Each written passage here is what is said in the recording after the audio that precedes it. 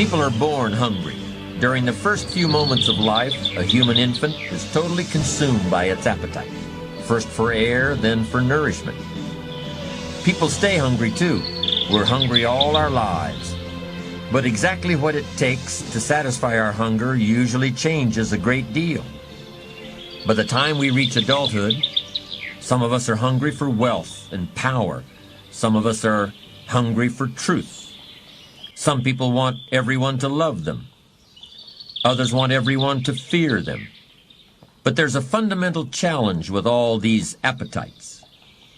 None of them can ever be permanently satisfied.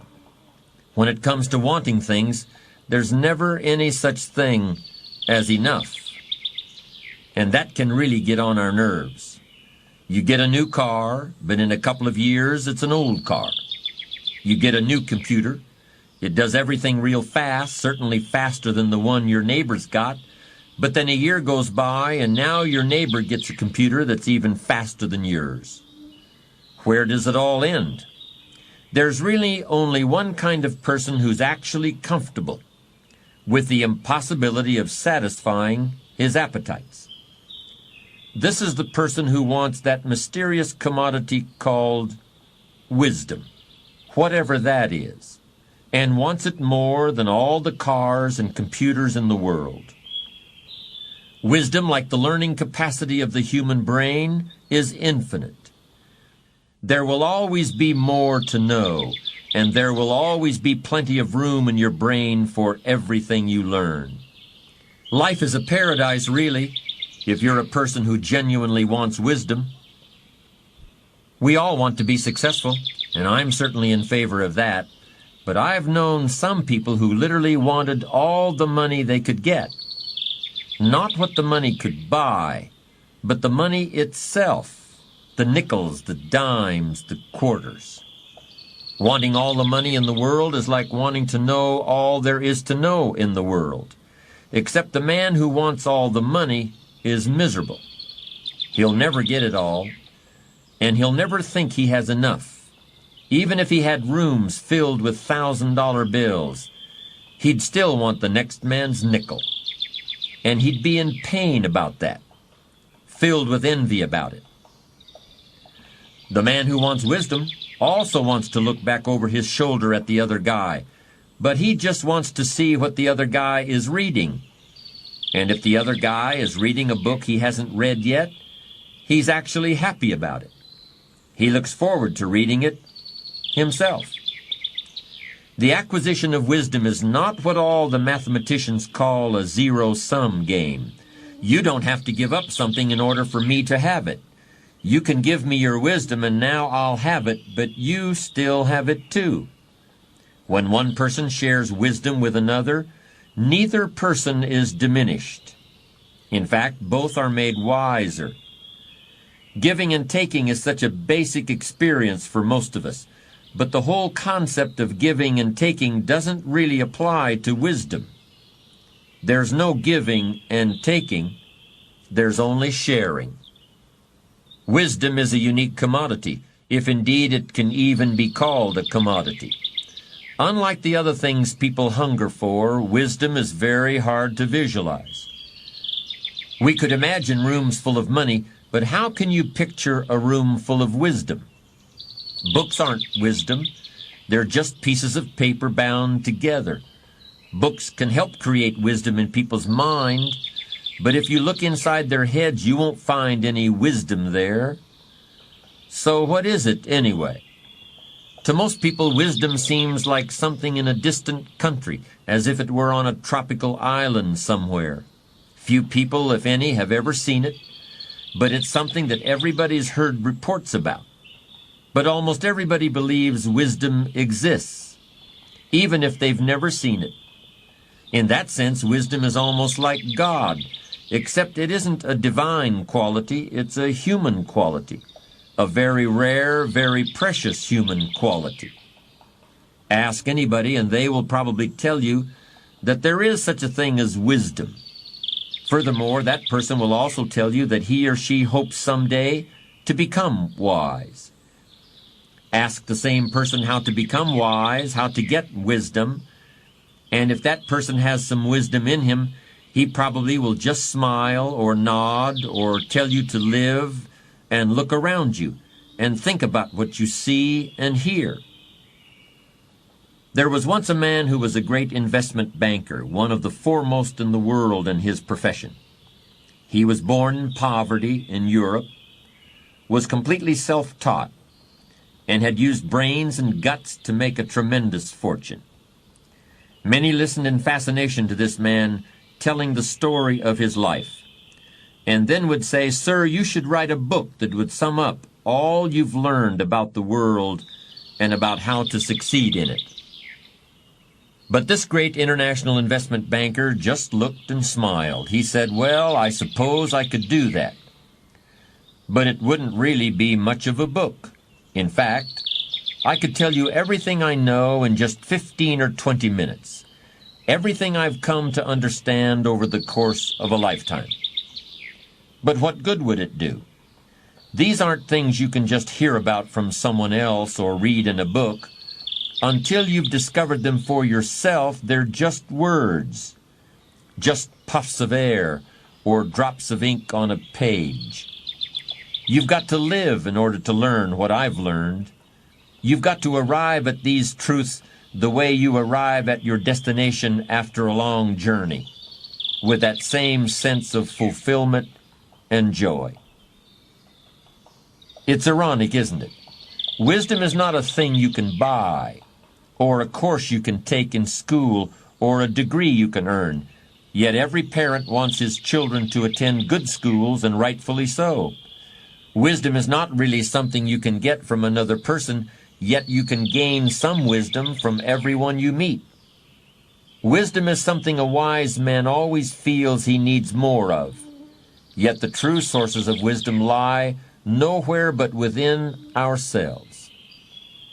There are plenty of people who are too smart for their own good, people who are filled to overflowing with facts and technical knowledge, but who are sadly lacking in human understanding and common sense. We've all met people like that. They score high on all the tests. They get perfect grades in school. They win all the prizes. They often get paid very well to practice their skills, to build things, and write computer programs, and carry on lawsuits, and manage other people's affairs. But go home with one of these whizzes. Look at their lives outside of work, if they have a life outside their work, and you'll find that all sorts of things that regular people know, like the difference between right and wrong, and what's fair, and how to give happiness, and what life is worth, that they haven't even thought about. "What's that got to do with me?" the smart one asks. "What is this thing you call common sense? What is this stuff you call human wisdom? What is this thing you call strong character?" I've seen people who have everything you could possibly want, every object you could dream of, everything you can drive down the street or sail on the ocean or fly through the air. But on the inside, where the real person lives, they're broke. They haven't got anything. They haven't got a clue. The Bible tells us that King Solomon was the wisest man in the whole world. But he was not only the wisest, he was also the richest man in the world.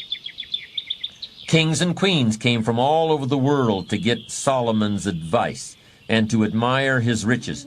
In fact, legend has it that Solomon had wives from every nation on earth. And there's no report of any marital disharmony. Not one divorce. Was this a wise man or what? The Bible tells us that when Solomon was just a young man living in the court of King David his father, God told him he would grant him one wish. You know what he wished for? He didn't wish for a kingdom. He didn't wish for great power. He didn't wish for good looks or unlimited pleasure or long life or love or fame or security. Solomon asked God to grant him wisdom. And because he asked for wisdom and none of the other things, God gave him everything else too. The most important difference between you and me and Solomon isn't where or when we were born, or the privileges we have or don't. The difference isn't in our names or our bank accounts, or the positions we hold in life. The difference is Solomon got wisdom by asking God for it. The rest of us must look around us for wisdom, and look for it in everything we read and in everything we do and in everyone we meet. And most of all, we must look for it in ourselves, perhaps more than any other element of strong character. Wisdom is a quality that we must earn and learn on our own. Yes, wisdom is a unique component of character. If you don't have it, nobody can tell you what it is. And if you do have it, probably you'll be wise enough never to say, "I'm a wise person." The wisest man in ancient Greece, the greatest philosopher the world has ever known, was a man named Socrates. In fact, Socrates made wisdom his profession. Philosopher means lover of wisdom in ancient Greek. And because he didn't have another job, people were always asking Socrates, "So what do you do for a living?" He was definitely smart enough to figure out that he had to have an answer, so he made up his own job title, philosopher. But when people asked Socrates, "What is wisdom?" he always gave the same answer, "I don't know." In fact, Socrates never claimed to know much of anything, except how to ask questions. And by asking questions, he would prove to other people that they didn't know what they thought they knew or were certain of.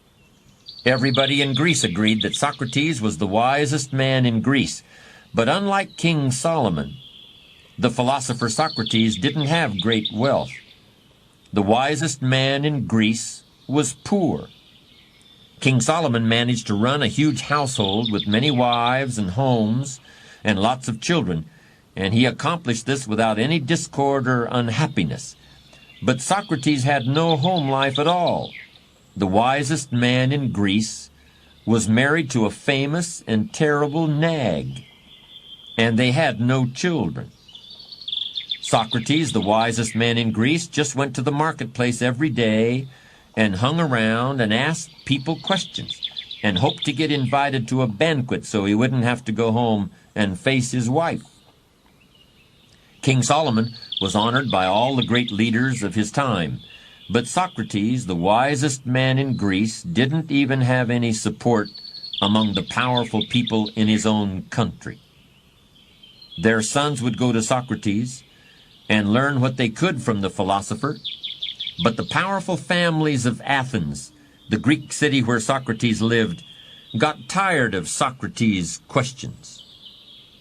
They grew exasperated with the way he was teaching the youth of Greece that nobody knows anything for sure. So they accused the wisest man in Greece of corrupting their children.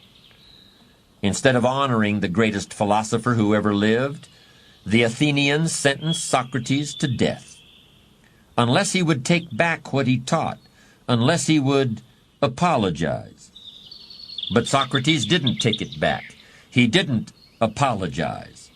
Socrates cheerfully drank down a cup of poison and just sat there calmly saying goodbye to his few faithful students, asking questions the whole time. Solomon and Socrates, two very wise men, but two very different destinies. Great wisdom is no guarantee of anything, but to those who really care about it, wisdom is its own reward. Socrates could have avoided prosecution as a criminal if he had just admitted he was wrong. And you could make a case that agreeing to be executed when you could avoid it by just saying a few words is not very wise, perhaps not even smart. And you'd be right if it were you or me in that position. But it was the right thing to do for Socrates, because Socrates really knew who he was, and he knew that what gave his life meaning and made it worth living was just this manner he had of asking questions and trying to answer them honestly. After all, what would the rest of your life be like if you were to suddenly become dishonest to yourself? After dedicating yourself so long to honesty and wisdom. Socrates knew who he was and what his life meant, and he understood that even one bit of lip service in his last moments would undo all the good and meaningful questions he'd been asking for more than 70 years. Is that wisdom, you may ask once again? And again I would answer with the question, like Socrates, wisdom for whom? For you and I, or for the wisest man in Greece? What might be wisdom for you and I, who possibly could live quite happily despite knowing that we had compromised our beliefs, would not be wisdom for someone who had totally dedicated himself to seeking the truth. Know thyself was Socrates' motto. He knew himself well enough to realize that he had to drink that cup of poison, and his character was strong enough so that he was actually able to do it.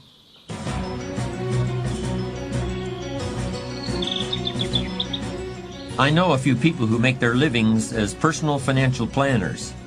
They help individuals and families define their financial needs today and in the coming years, and they help people do what must be done to provide for those needs. Any good personal financial planner will tell you that most people are insufficiently prepared for retirement.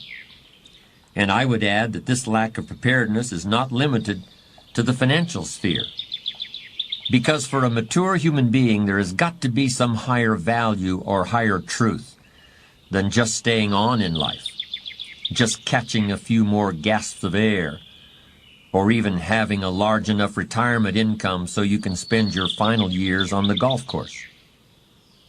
In my work, I've talked a lot about what conclusions you should draw if you're not wealthy by the time you're 50 or 60 years of age, how it's an indication of poor planning or poor self-management. But if you're 50 or 60 and you haven't really thought about what more there is, or who you are, and why you're here, and what your life means, well, you just haven't provided for your old age. Don't worry about a financial planner. You need a personal wisdom consultant. Part of wisdom is knowing what you lack and looking for it and asking for it. Another part of wisdom is knowing, at the same time as you ask, that there are no final answers. There are always more questions. There are always more things and people you don't now know and haven't yet heard of or seen. So you may have that retirement package. You may have the medical benefits, the pension, the Sunbelt home, and a steady income you can live on. What good is it if you're isolated? And I don't mean just physically alone. I mean isolated from a real sense of connection with what's come before and with what lies ahead. It's here that wisdom provides very real, very practical benefits. It's wisdom that provides a sense of life's value and assurance that all the effort has been worthwhile. There's no question that we must take care of our material needs, but a fulfilled life requires meaning as well as substance. Wisdom is the fruit of experience. Experience is something everyone gets if they live long enough, but not everyone knows what to do with it. Wisdom comes from seeing the world and the people in it, and from noticing patterns and connections, and from using what other people let you see of themselves in order to understand your own self. I can hear somebody saying, "Wait a minute, you've spent a lot of time saying that nobody knows what wisdom is, and now you're giving a detailed description of it." Well, I'm not saying I know what wisdom is. I'm just saying I know where it comes from. I know what it takes to get it. In fact, I've never met a person who actually said, "I know what wisdom is." About as close as I'll ever come to say that is to say that I know what the opposite of a wise person is. The opposite of a wise person is a fool. And a fool usually gets treated like a fool, sooner or later.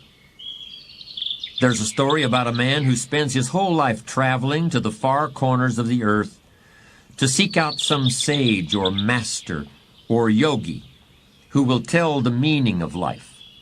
The seeker crosses the deserts and oceans. He starves and suffers. And finally he's on his last legs, with his rags blowing off his back in tatters, as he crawls to the mouth of a cave where an old man wearing nothing but a hair shirt and a long gray beard is sitting cross-legged in the snow.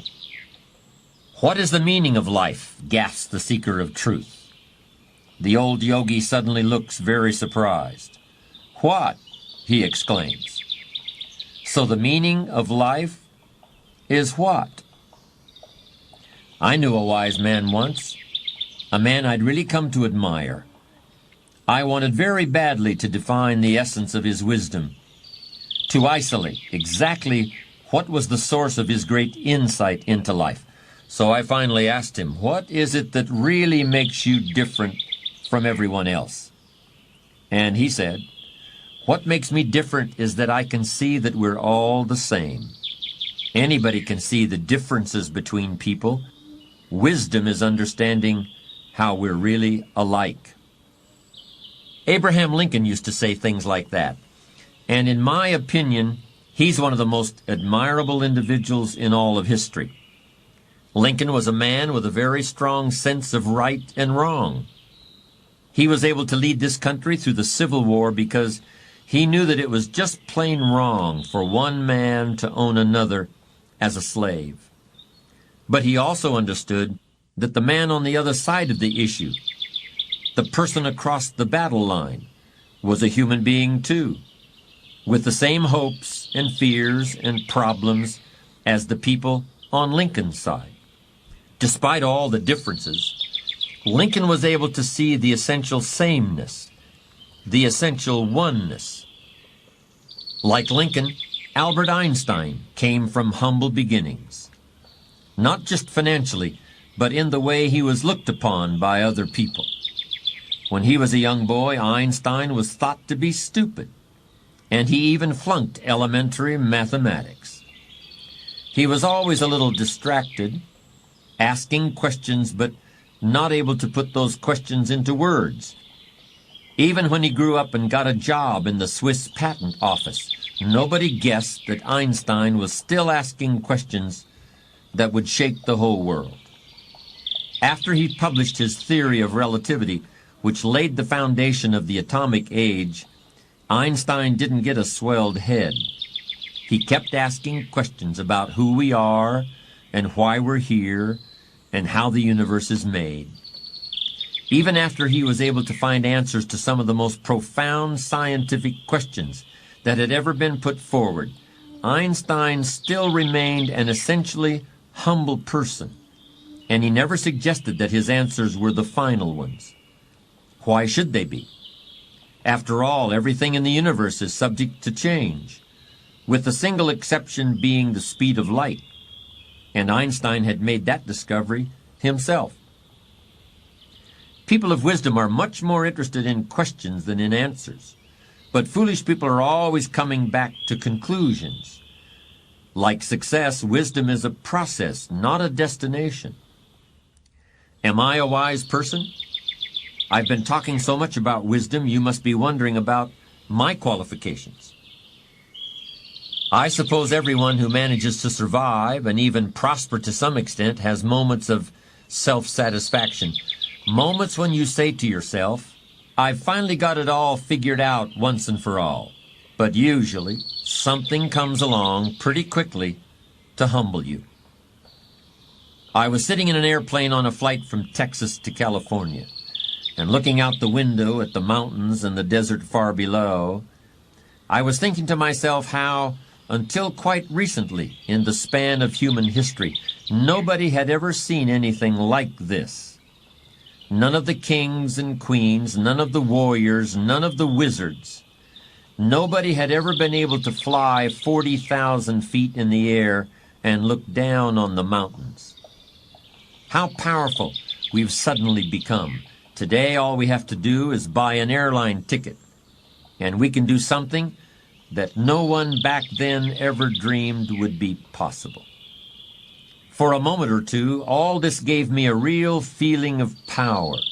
It felt really good looking down on everything. But then I thought, wait a minute, can I stop the plane or turn it around? Can I take a walk outside and then come back to my seat?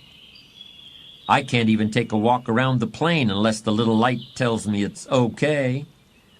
I can't even feed myself in here. In all my adult life, I've never been less powerful than I am at this very moment. I'm completely helpless. It's that way with wisdom, too. When you think you really know something, stop for a second and see if the opposite isn't really true also. Do you think you're rich? Compared to whom? Maybe you're really poor. Do you think you're poor? Compared to whom? Maybe you're really rich. Picture a crowded subway car in New York City. Quite an experience, but not something I would recommend to the faint of heart. Hundreds of complete strangers jammed into a space designed for a third their number, all of them packed tighter than sardines in a little tiny can. Now suppose you're in that situation, and you've been on your feet all day, and you'd really like to sit down, but there are no seats left in the subway car, and you're standing there hanging from that metal bar that hangs from the ceiling. Do you suppose you could come up with something that would convince somebody to give you their seat? That's a pretty good test of wisdom, in my opinion. You'd have to be pretty wise to come up with something like that in a crowded New York subway car. Frankly, I don't think King Solomon could have done it. I don't think Socrates could have done it. I don't even believe that Einstein could have done it. But then it happens. Somebody convinces not just one person, but several people to offer their seat. People are actually competing to give up their precious seats in that crowded New York subway car. Who is this somebody? A pregnant woman. A very pregnant woman, in fact. People are scrambling to give her their seats. But you see, it wasn't really the woman who convinced them to do it. It was the baby inside. It was a tiny creature who couldn't even talk or even imagine the very idea of talking, who convinced these tough New Yorkers to stand up. Einstein couldn't have done that.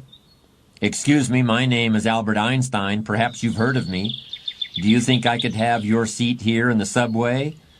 Never heard of you, Einstein, but get lost anyway. But I'm very wise. Yeah, well, you're wising off to the wrong guy.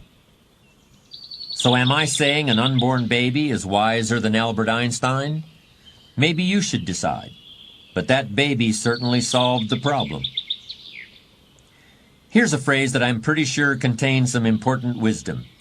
If you've reached the point in life where you feel you've got all the answers, you better start asking some different questions. The fool is always reaching his intellectual destination. The wise man is always wondering how much further there is to go. The fool's viewpoint is always narrowing. He talks more and more, but he listens less and less all the time. He starts saying the same things, and that's because he's always thinking the same thoughts. If he's a powerful fool, people are eager to help him along in this, particularly if they're dependent upon him for their living. But they're laughing at him behind his back, and they're watching and waiting too for the moment when he finally becomes a vulnerable. Here's a scene, a big league baseball game. The pitcher gets into an argument with the umpire. The pitcher has been covering first base on a bunt, but the ump calls the runner safe. So the pitcher just stands there with the ball in his hand, yelling and arguing, because he is sure he's right. He's sure the runner should be called out. But of course, the whole time he's arguing, the runner keeps running. And this pitcher is so sure he's right. He's so totally wrapped up in his own wisdom that the runner runs all the way around the bases and scores. You've probably seen things like that happen. A person so convinced of their own wisdom that they cause more damage than any fool. It doesn't only happen on the baseball diamond. Stay away from people like that. And if you find yourself behaving like that, get a different baseball glove, because it's high time you stopped pitching and started catching for a while.